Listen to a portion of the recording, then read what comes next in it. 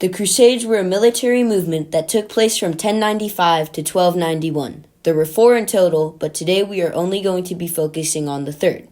The Third Crusade took place from 1189 to 1192, when Saladin, a tactical genius, took back the remaining Crusader states in Jerusalem. Saladin was born in 1137 and was militarily trained by his uncle, who was a general. He eventually united the Muslim regions that had been divided for an extremely long time. After he united the Muslim regions, he took over the Middle East and the Crusader states, which brought us back to where we started. When news of the fall of the Crusader states reached Pope Gregory VIII, he was furious. In response, he called for the Third Crusade. The leader of the Third Crusade's Christian forces was King Richard the Lionheart, who was the King of England and a renowned general.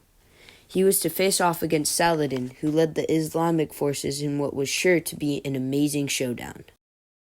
Another king who participated in the Third Crusade was Frederick I, who was a king of Germany.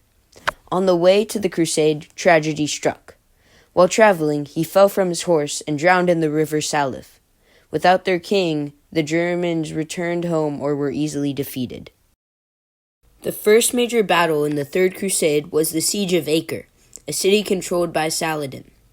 The siege was started by Guy of Lusignan, but he was unable to take the city quickly. When Richard the Lionheart arrived from England with a larger Crusader force, along with Philip II of France, the Christians were able to take the city and continue their crusade. After the Western forces had taken control of Acre, they set their eyes on the port city of Jaffa. On the journey to Jaffa, Saladin and his forces harassed the Western forces, making the journey extremely difficult. After multiple days of guerrilla warfare, Saladin decided to confront the invaders head-on. This led to the Battle of Arsuf. After multiple attacks were mounted on the invaders, the Christians mounted a large charge that shattered the Muslim armies. Saladin had no choice but to retreat to the safety of the nearby forest. Richard the Lionheart wanted to secure the rest of Egypt before they marched on to Jerusalem, but due to the vast majority of Western leaders wanting to march straight to Jerusalem, he could not follow up with his original plan.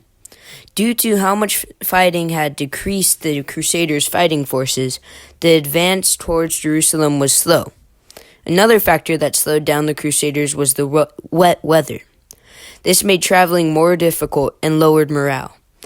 When the Crusaders came close enough to see Jerusalem, they knew there was little chance they could take the city.